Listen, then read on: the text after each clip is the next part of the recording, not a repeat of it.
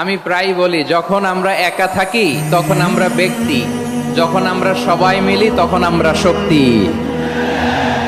আমাদের এই ইউনিটি, আমাদের এই ঐক্যবদ্ধ শক্তিকে আগামীর ইসলামের জন্য কাজে লাগাতে হবে। চিল্লায় বলেন ঠিক কিনা? Specially the Gen Z of Chapainawabganj, the Gen Z of Rajshahi, তোমরা দেখিয়ে দিয়েছো কিভাবে কিভাবে জালেমকে শায়েস্তা করতে হয়। আল্লাহু আকবার। চোখের ইশারায় কি তাদের কানেক্টিভিটি, কি তাদের বোঝাপড়া।